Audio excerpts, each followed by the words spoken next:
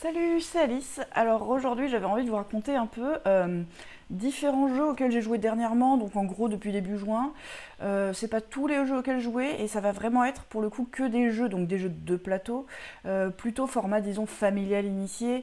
Euh, donc pas du gros, pas du vrai Eurogame, pas du petit jeu d'ambiance, des jeux plutôt basés sur un plateau quand même.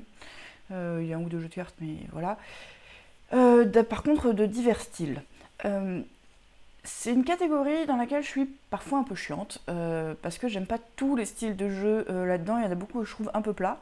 J'ai pas forcément parlé de tout ce auquel j'ai joué du coup là depuis un ou deux mois, déjà parce qu'il y en a dont j'ai parlé ailleurs, donc j'ai pas forcément repris tout ce dont j'avais parlé, d'autres parce que j'avais moins envie d'en parler, donc voilà, je me suis fait plaisir et j'en ai choisi donc 10 sur une quinzaine, hein, je pense, peut-être un peu plus, mais voilà. Euh, dont j'avais envie de parler là maintenant ce matin. Hop. Alors, dans un ordre aléatoire, on va commencer par Atlante, ou Aquatica en anglais. Atlante, ça va être un jeu à base de cartes. On va devoir développer nos cartes. Donc le principe, c'est qu'on a un plateau devant soi et on va pouvoir aller au marché et récupérer des cartes avec du hand management. Ok, donc j'ai tout dit dans les ordres, mais c'est pas grave. Donc on a un principe de hand management où à chaque tour on va choisir un des personnages qu'on a encore en main, on va le poser, on va appliquer ce qu'il y a dessus, et il y a un personnage qui permet de reprendre tous les personnages en main. Et on va pouvoir comme ça acheter des choses au marché, donc soit des nouveaux personnages qui viennent dans notre main, soit des nouveaux lieux. Et donc les lieux ils viennent sur notre plateau comme ça, et en fait de base ils sont sortis, et petit à petit on va devoir activer leur pouvoir ou utiliser des trucs de raccourci pour aller les rentrer. Et une fois qu'ils sont rentrés, on va devoir les rentabiliser avec un symbole coffre pour aller les récupérer. Il y a des bonus qui sont donnés par des Raymanta qu'on va pouvoir aller avoir. On en a un petit peu en début de partie qui sont plutôt faibles et on peut en récupérer au fur et à mesure du fait qu'on valide des cartes. Et évidemment, il y a un peu de combo entre tout ça, il y a un peu des spécialités, il se passe différentes choses. J'ai joué avec l'extension que je connaissais pas. Donc dans la boîte de base, la grande différence, c'est sur la manière de finir la partie. Donc on a des objectifs à accomplir, qui nous demandent de sacrifier des raies, et qui vont faire des points en fin de partie, qui peuvent finir la partie assez vite. Là, à la place de ça, on a des cartes tribus, qui vont s'acheter comme des cartes personnages, qui vont donner des bonus potentiellement importants et des points de victoire, et qui font que la partie est un peu plus longue et qu'il y a un côté développement plus poussé. Alors moi j'ai bien aimé le principe, par contre j'ai pas été ultra emballée par l'implémentation. On a eu deux tribus qui étaient vraiment très fortes, une ou deux qui étaient vraiment très faibles. Ça encourageait très fortement certains axes avec des gros déséquilibres de points, des choses qui pouvaient valoir beaucoup trop cher. Du coup ça me, ça me chatouille un petit peu. Sinon, oui, donc Atlante, globalement, c'est un jeu que j'aime bien, mais que je trouve pas oufissime non plus. On prend plaisir à activer nos différents bonus avec un petit côté combo, bam, je débloque ça, qui débloque ça, qui débloque ça, c'est toujours fun. Mais il n'y a pas non plus un truc de ouf qui se passe, je trouve. C'est quand même un jeu où, avec un marché de cartes, des activations de cartes, qui change un petit peu. Ça a quand même une certaine originalité. C'est plaisant, je suis contente d'avoir refait une. Voilà, j'y avais pas joué depuis un ou deux ans, au moins. Derrière, j'ai fait les For Gods. Donc For Gods, c'est un jeu euh, avec une composante rapidité en temps réel, de pose de tuiles, un peu à la Mondo ou à la Galaxy Truckers. Disons, on va essayer de construire quelque chose en temps réel et de le construire de manière cohérente. Ici, on est des dieux et on va devoir construire des territoires un petit peu à la Carcassonne, où on va placer des bonhommes dessus, donc des prophètes, au fur et à mesure de la partie, pour essayer d'être majoritaire sur la zone en fin de partie et faire des points. Il y a pas mal de manières de faire des points différentes. Aussi, on va choisir en fait en cours de partie notre dieu, donc en général au début, qui va donner une spécialité. Par exemple, si on joue le dieu des fleuves, à la fin, si c'est la plus grande zone est une zone de fleuve, on va avoir des points bonus. S'il y a le plus de zones de fleuves, on va avoir des points bonus. Enfin, de mer, plus ou moins, bon, voilà. Donc il y a un truc assez malin sur le décompte des points, c'est plutôt plaisant.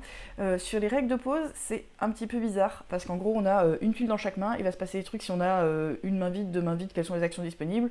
On a une défausse devant qu'on va pouvoir, on va pouvoir poser les tuiles qui nous intéressent pas tout de suite, elles sont bifaces, il va falloir les retourner. Et il y a un truc qui est vraiment malin, qui est les cités. Donc les cités, on peut les placer quelque part avec un Peknoadou, là, un prophète. Donc c'est des trucs en rond qui n'aident pas à construire autour parce qu'on est obligé de toujours construire sur un truc qui a deux bords adjacents et de jouer un peu au domino. Donc ça va pas aider à construire autour du tout. Et si la cité en fin de partie on la garde, elle fait 5 points. Par contre, si l'adversaire arrive donc on a joué à 2 mais ça peut jouer à plus, a remplacé notre ville par une tuile qui colle bien façon domino autour, il nous écrase la ville et c'est lui qui marque les 5 points et nous on a perdu notre prophète. Donc on a laissé des points à l'autre. Pour ça on a envie de les faire sur des endroits où ce sera pas constructible, où les contraintes autour font que c'est pas possible. Donc il y a un côté un peu malin d'observation de à quel point il faut se presser sur tel ou tel élément qui est vraiment pas mal. Moi c'était ma première partie, on a un peu relu les règles. Il y a un côté, les règles sont pas très compliquées, mais pour un jeu en temps réel, où il faut pas se planter au fur et à mesure, c'est pas si simple. Le côté domino au début a l'air tout simple, et au final on en fait des erreurs quand même dans le placement, donc ça enlève des choses, notamment sur le fait qu'on soit obligé de construire au moins dans un coin en permanence, au moins à côté de 2 tuiles carrées. On l'oublie un peu rapidement quand on cherche à faire quelque chose pour plus tard. Voilà, donc il y a des trucs qui des fois, quoi qu'un peu, ça empêche pas le jeu de se dérouler. Il y a d'autres modes de jeu qui sont pas en temps réel, ça a l'air moins fun. Mais donc voilà, il y a divers choix. Et c'est... ouais, à 2 joueurs, on joue avec 2 peuples, et notre score sera le minimum des 2. Donc il y a aussi ce côté réussir à équilibrer, sachant que comme c'est du temps réel, on n'a pas le temps de compter les points, de se demander ce qui se passe. Moi j'aime bien ce genre de jeu, je pense pas que ce soit une super réussite dans le genre, mais il fait plaisir, il ressemble pas vraiment à autre chose, parce qu'on construit sur un plateau commun, et ouais, moi j'y rejouerai avec plaisir. Après, je pense qu'il y a beaucoup de parties qui vont moyennement tourner. Là la partie est super bien tournée, mais... à voir. Space Race, alors Space Race on est à la limite de l'expert, en termes de gabarit. C'est un jeu de cartes avec un gros plateau et on avait fait la première partie donc au week-end jeu, j'ai déjà dû un peu en parler. C'est un jeu où la première partie j'avais pas trop compris de quoi il s'agissait, j'avais lu les règles, mais c'est pas si facile que ça à aborder, à comprendre comment ça se passe. En vrai, le jeu est assez court. Une fois qu'on a bien compris comment ça marche et qu'on arrive à jouer mieux. À chaque tour, on va choisir une carte qui va mener à un type d'action qui va correspondre aux 4 lignes de marché, donc en gros à 4 types de cartes. L'action principale nous permet de récupérer une carte de la catégorie correspondante, puis on active tous les pouvoirs de la ligne de cette catégorie. Oups, j'ai foiré mon truc. Hop, voilà. Donc quand on fait des choses comme ça va activer des choses. Le but de récupérer ces cartes-là, c'est d'avoir une collection de cartes, donc on a sa station de recherche sur le côté avec les pouvoirs qui vont s'activer. Il y a pas mal de pouvoirs qui s'activent qu'une fois, ensuite ils sont recouverts. Le truc sur le côté qui va être notre laboratoire, qui va être des cartes un peu immobilisées. Et quasiment tout se joue sur des décomptes. Donc ça change de partie en partie, mais il y a une mission qui est lancée avec 6 tuiles, je crois qu'on a fait 6 tours. Et à la fin de chaque tour, il y a un décompte sur certains critères. Et donc il faut essayer d'avoir le plus, soit de présence dans l'espace, soit de trucs de laboratoire, soit de la couleur qu'on vient de jouer, les numéros qu'il y aura en face vont faire des points. Donc c'est vraiment un jeu de maximisation de scoring, d'essayer d'avoir des axes sur lesquels on va scorer fort et de les rentabiliser au bon moment. Du coup c'est assez fluide, moi j'ai trouvé ça sympa, j'ai pas trouvé ça si fou que ça, j'en avais entendu dire beaucoup de bien de la part de certaines personnes. En fait je trouve ça pas mal, mais alors il y a un vrai casse-tête sur comment récupérer les cartes des différentes couleurs, des cartes plus faciles à récupérer que d'autres en fait, et qui vont donner des bonus sur divers éléments, et des choses qui sont plus dures à faire en fonction des spécialités qu'on choisit. Et ça c'est assez chouette. C'est assez dur à voir quand on ne connaît pas bien les cartes, quand on ne connaît pas bien les différents éléments, et un peu les spécialités de l'un et l'autre sur les decks légèrement asymétriques, qui n'ont pas l'air de changer le monde, surtout à 2 joueurs. 2 joueurs c'est une config un peu moyenne, donc là je l'ai joué à 2, c'était bien pour bien se remettre les règles en tête, mais en vrai, comme il y a une question de marché, où tout le monde va pouvoir contribuer au marché, on va pouvoir récupérer des choses, et il va y avoir un peu... un élément de surprise et de compétition sur qui va aller récupérer quoi en premier. À 2, c'est un peu plat. En plus, bon là sur la partie, moi j'ai pris une belle avance en comprenant mieux les scorings et en me spécialisant sur un truc qui m'a valu tout de suite plein de points, avec pas grand chose à faire pour m'embêter et un peu des trucs à tourner en boucle de manière identique. C'est... voilà. On n'embête pas beaucoup les autres à part sur ce soit le marché, globalement. Du coup, oui, c'est pas le jeu auquel je m'attendais. C'est plus léger. Il y a un côté un peu expert dans le fait de connaître les cartes, je pense. Mais une fois qu'on a compris que le déroulement de la partie, c'était l'activation des cartes et optimiser les scorings, c'est vachement plus light. J'ai trouvé ça pas mal. Voilà, je suis pas hallucinée non plus. J'y rejouerai, je pense. Hop. Parks. Alors, Parks, c'est un jeu plutôt connu qui a fait un peu le buzz il y a 1 an ou 2. Moi, je n'y avais pas joué. Donc c'est assez joli, c'est mignon, c'est tout agréable. Et du coup, moi, les jeux jolis, mignons, agréables, on se prend pas trop la tête, ça m'attire pas beaucoup. Et en fait, au final, je trouve que le point de vue des choix, c'est quand même plus intéressant que ce que je croyais. On a deux petits bonhommes qui vont avancer sur une piste comme ça. Quand on arrive au bout de la piste, on a des actions spéciales sur lesquelles des fois on a un peu envie de rusher pour pouvoir obtenir les choses qu'on veut. Et globalement, sur chaque case, on va récolter des ressources. Et quand on a des ressources, à la fin, donc notamment les actions spéciales de ce tour, ça peut être accomplir un des objectifs, un des contrats en donnant les ressources pour récupérer les points. C'est assez basique. Le côté collection de ressources, contrat à accomplir, combinaison de ressources, ça reste pas ultra mon truc. Mais j'ai trouvé qu'il y avait plein de petites questions de timing, parce qu'en fait, on peut s'arrêter sur la même case que les autres, mais ça va nous coûter un feu, et on va pas réactiver notre feu tant que quelqu'un n'est pas arrivé au bout. Donc il y a un peu le quand est-ce qu'on utilise cette option. Et quand on va vers l'avant avant les autres, on récupère une ressource qui est sur la case, ce qui peut être pas mal. Il y a des petits éléments de développement et d'action spéciale qui sont légères, mais qui sont plutôt sympas. Et la question de timing, de qu'est-ce que je fais quand en fonction des options que je vais laisser aux autres, de qu'est-ce qui est urgent, de ce qui vise, ça j'ai trouvé ça finalement assez chouette. Des choix tactiques plutôt malins, où on regarde un peu l'autre, où on joue pas solo, et c'est pas purement de l'optimisation de ressources. Donc ouais, plutôt agréablement surprise, parce que j'en attendais pas grand chose aussi. Je pense que pareil, que j'y rejouerai. Je pense pas que ce soit un jeu que je vais me prendre à tout prix, mais je pourrais. Voilà, ça a un côté agréable. Voilà. Hop. Neko Arbor. Alors, Neko Arbor, c'est la version carte de Pleasant Journey to Neko, qui est un jeu... Alors, donc celui-ci, là, le Neko Arbor, ça va être un jeu de cartes qui va se jouer en 2 grandes manches.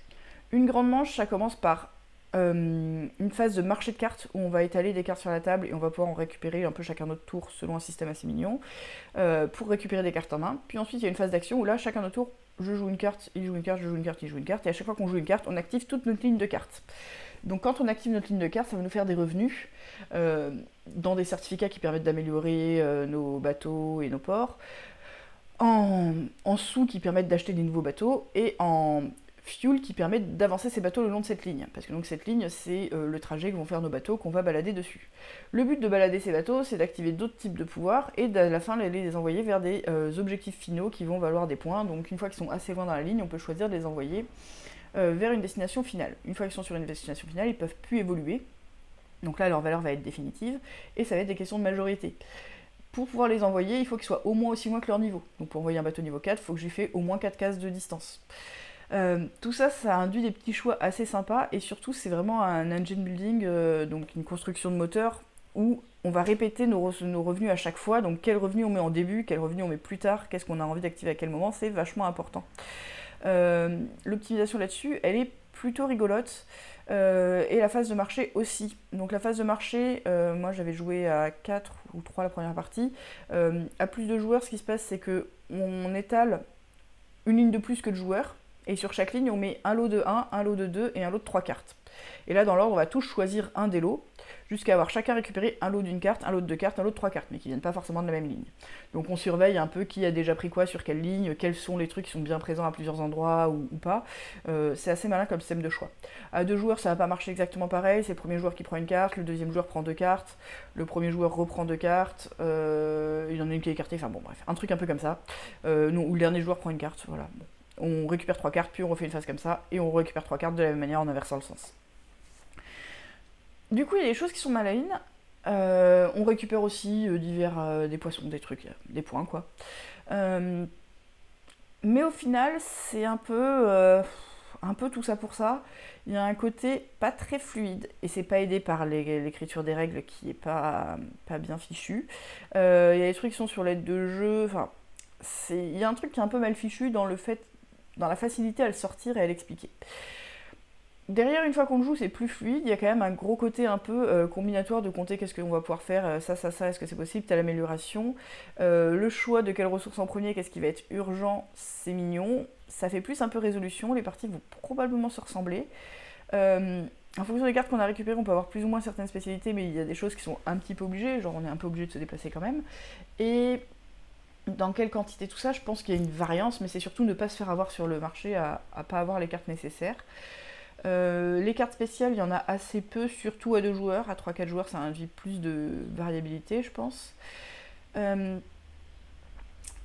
Et du coup, oui, il y a différentes choses à faire. C'est pas ultra fou, c'est un peu ramatif, un petit peu laborieux pour ce que c'est. Il y a un fond qui est chouette, mais voilà, il manque un truc. J'aurais rien contre y rejouer. Et d'ailleurs, ça fait longtemps que j'ai rien contre y rejouer et que je le sors pas, parce qu'au final, je préfère sortir autre chose. Mais c'est pas mauvais pour autant. C'est... Voilà. Hop. Awkward guest, ou invité à éviter. Donc invité à éviter, c'est un espèce de Cluedo pour les grands, j'ai envie de dire. C'est vraiment chouette. C'est pas purement du hasard, il y a vraiment un système qui est bien pensé, et les déductions sont pas extrêmement compliquées, ça reste de l'élimination, mais c'est rigolo et satisfaisant, le fait de réussir à déduire. Donc le principe, c'est vraiment à la Cluedo. Il y a quelqu'un qui est mort quelque part. Donc là, on a un plan de la maison. On dit, bah, il est mort dans le salon. Et il va falloir trouver qui l'a tué. Donc qui l'a tué, il va y avoir pour ça des personnages qui vont témoigner. Et les personnages, on va devoir deviner où est-ce qu'ils prétendent être au moment de la salle du crime, au moment j'ai oublié ce que j'ai dit, c'est pas grave. Donc où est-ce qu'ils sont au moment où le crime a eu lieu, et quelles armes ils ont utilisées. Pour utiliser les armes sont situées au début dans la maison, donc ça veut dire que le parcours qu'ils ont emprunté a dû passer par cette arme pour la récupérer, parce qu'il y a des choses qui nous disent on a vu telle ou telle personne passer par là, ou quelqu'un est passé par là, ou personne n'est passé par là. Et on doit deviner aussi un motif, donc ça c'est de l'élimination avec différents indices qu'on obtient, qui sont des fois probables, des fois un peu assurés. Hop. Du coup, le principe pour jouer, là où c'est malin, c'est qu'on va appeler des cartes. Donc il va y avoir un joueur actif, et à chaque fois qu'un joueur est actif, il va choisir 2 catégories d'indices. Par exemple, je veux des indices sur Stanley et sur la buanderie. Et du coup, là, les gens vont devoir donner des cartes, vont avoir l'opportunité de proposer des offres qui proposent des cartes qui concernent Stanley et ou la buanderie. Du coup, ils montrent un lot de cartes, juste combien il y a de cartes, et ils annoncent la valeur dessus, parce que les cartes ont une valeur, de mémoire de 1 à 4, qui va dire un peu en gros à quel point c'est un gros indice ou pas. Donc par exemple, je dis, bah, je donne 3 cartes, la valeur c'est 6. Ah bah moi j'en mets qu'une, mais c'est un 2. Et comme ça, chacun va proposer une offre, avoir l'opportunité de proposer une offre, on peut ne rien proposer, sur la table. Ensuite, le premier joueur va choisir lesquelles de ces offres il accepte. Donc il va pouvoir dire, bah, toi ton offre à 5, là je vais te la prendre avec 3 cartes. Pour ça, je dois te donner une valeur de 5 en cartes de ma main. Donc ça va être un échange de cartes. Je donne des cartes et j'en reçois. Donc évidemment, on essaye de donner des indices qui sont déjà bien connus de la personne si possible, ou autour de la table globalement, et de récupérer les trucs qui sont un peu moins connus ou sur lesquels on a encore des doutes. Quand c'est quelqu'un qui propose quelque chose, on regarde un peu qu'est-ce qu'on s'est déjà échangé comme information avec lui, à qui il a échangé juste avant, est-ce qu'il va nous refiler des trucs qui nous servent à quelque chose ou pas. Donc cette phase, elle est assez maligne, et il y a des vrais choix à faire. Si jamais personne ne propose à celui qui a demandé, alors il tire des cartes du milieu. Donc on a envie de proposer des choses, il y a des chances qui se font petit à petit comme ça, il y a un côté un petit peu injuste parce que des fois on voit pas les indices qui sont nécessaires pour résoudre, on n'a pas besoin d'avoir vu toutes les cartes pour résoudre, mais il y a des choses qui se passent mieux. Vraiment, faut être un peu précis sur les règles pour bien comprendre ce qui se passe, pour pas se planter sur qu'est-ce qu'il faut déduire précisément, combien de personnes, qu'est-ce que ça veut dire, tout ça, quelque part. Et c'est bien fait, c'est vraiment bien fait. Il n'y a quasiment rien, donc on fait un tour de table comme ça, une fois que chacun a eu l'occasion d'être leader, on a le droit d'accuser si on a de quoi accuser. Du coup, pour moi, c'est vraiment, j'ai envie de dire, le seul bon jeu façon Cluedo que j'ai joué. Bon, c'est peut-être un peu faux, mais voilà, c'était vraiment une belle découverte. Après, ça reste du jeu de déduction, mais ce système de jeu est sympa. Top. J'ai découvert Pandémie Zone Rouge, donc qui est un mini Pandémie. Donc c'est Pandémie, le Pandémie classique, vraiment, sauf qu'on joue qu'avec 3 couleurs. Tout est un peu plus raccourci, plus petit format, donc on joue qu'avec 3 couleurs, il n'y a besoin que de 4 cartes plutôt que 5 pour découvrir les remèdes, et on démarre avec 2 villes de chaque infecté plutôt que 3 de chaque infecté, donc une ville à 3 cubes, 2 cubes, 1 cube, et doit probablement y avoir moins de cubes de maladie ou des choses comme ça, les paquets sont plus courts, voilà. Et on joue sur 3 régions du monde. Il n'y a plus de construction de laboratoire, donc qui était quand même un élément un peu de gestion sur comment se déplacer, où est-ce qu'on peut retrouver des choses, un peu répartir ça sur le plus long terme. Donc il n'y a pas cette planification long terme, on est sur du très court terme. C'est purement de la gestion de crise, vraiment. J'en ai fait qu'une partie. Moi ça s'est bien déroulé, hein, donc c'est du pandémie, donc des fois il y a des parties qui se passent mieux ou moins bien. Quand on tire plusieurs fois les mêmes couleurs d'affilée, même en ayant mélangé le paquet, ça se passe mieux. Je l'ai fait en solo avec 4 persos parce que bah, j'ai été toute seule. Et ça marche bien, c'est plaisant. Voilà, c'est. Moi j'aime beaucoup les pandémies, j'aime beaucoup différentes versions de pandémie, donc Pandémie le remède en petit aussi, le grand pandémie, les pandémies legacy j'ai adoré. Euh, les pandémies spéciaux, je les ai pas tous faits, mais il y en a que j'ai bien aimé, même si je trouve qu'il y a un côté résolution, une fois qu'on a compris le truc, c'est plus aussi intéressant. Euh, le pandémie classique, je le trouve vraiment bien, même sans extension. Voilà, donc lui, celui-là, bah, je l'ai trouvé plaisant, je pense que je le ressortirai, c'est un format qui est sympathique. Il y a 2 boîtes, il y a Amérique du Nord et Europe. J'ai pris Amérique du Nord sans savoir ce que ça allait changer. Je pense que j'aurais dû prendre Europe parce que donc Amérique du Nord, les 4 personnages qu'on a sont les 4 personnages de la boîte de base de pandémie. Donc il y a le répartiteur, la chercheuse, bon voilà.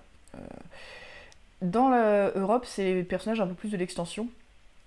Donc des fois ils ont eu des légères modifications de règles. Et du coup, bah, ce serait peut-être un peu plus varié par rapport à ce dont j'ai l'habitude. Mais bon, dans les 2 cas, c'est bien, hein, je pense, hein. Voilà, ça, c'est quand même le même jeu. Hop. Voilà, voilà. J'ai joué à Planet Unknown, donc ça j'en ai parlé tout récemment, j'y ai joué la semaine dernière. C'est un jeu de pose de tuiles avec un principe un peu de plateau tournant où on va tourner un plateau, ça va dire qui va prendre quel type de tuile, je sais pas, on a le choix entre deux, on la place sur notre planète, ça nous permet d'augmenter sur des jauges et de faire des points en comblant des lignes et des colonnes.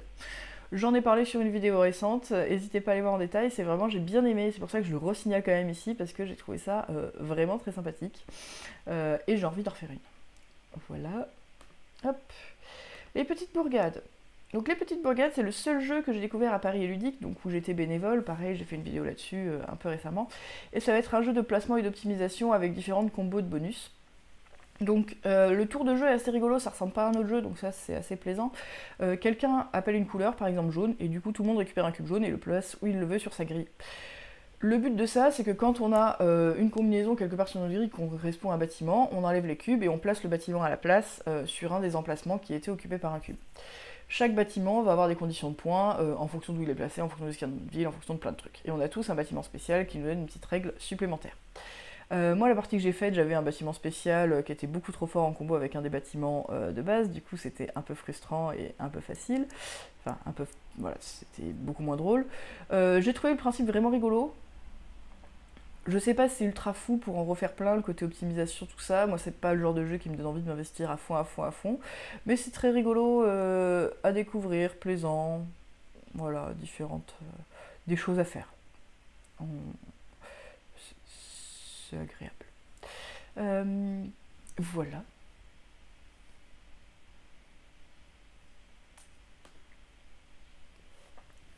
First Rat. Alors, First Rat, ça a été un de mes gros coups de cœur auquel je m'attendais pas. Je l'avais vu sorti quelques semaines avant. Et il m'avait pas attiré, mais je l'avais vu de loin. En voyant de près, moi, un des premiers trucs qui m'a plu, c'est que quand on m'a sorti les ressources, on m'a sorti en premier, on m'a demandé de. Enfin, on a ouvert la boîte, et donc j'ai ouvert un sachet de ressources, et c'était les ressources de petits pots et de calculatrices. Et du coup, il y a un côté vachement plaisant. Moi, j'aimais beaucoup Minus et Cortex quand j'étais petite, donc il y a ce côté, vraiment, c'est ce thème-là. Donc le thème, c'est qu'on est des souris qui veulent partir sur la Lune, qui est un grand fromage dans le ciel. Et donc pour ça, on va faire un jeu de parcours qui est pas vraiment un jeu de parcours parce qu'on ne fait pas que avancer en fait, on va activer des cases en avançant, c'est surtout ça qui compte, pour aller récupérer des ressources et donc construire un peu des fusées, obtenir divers objectifs, quelques petits trucs d'amélioration et faire le plus de points de victoire. Le jeu est vraiment court, ça dure moins de 45 minutes. Après on y a joué à 3 assez rapide, mais on a joué à moins de 45 minutes, peut-être une grosse demi-heure. Je m'attendais à ce que ce soit un petit peu plus long, ça peut être plus long hein, évidemment selon les joueurs. Le principe c'est qu'on a 2 à 4 souris sur le plateau, sur différentes cases de ce parcours. Et à chaque tour, on va avancer soit une souris jusqu'à 4 cases de mémoire, soit jusqu'à 3 souris, jusqu'à 3 cases chacune. Et ensuite, on active les cases sur lesquelles elles arrivent. Pour avoir le droit d'activer plusieurs souris, il faut qu'elles arrivent toutes sur la même couleur de case. Et la couleur de case, ça dit ce qu'on gagne. Donc par exemple, si on arrive tous sur des cases à fromage, on gagne autant de fromage que la valeur cumulée des fromages qui sont dessus. Si on arrive tous sur des cases vertes, on gagne les ressources vertes correspondantes. Tous sur des cases rouges, des ressources rouges. Ensuite, il y a des ampoules qui permettent...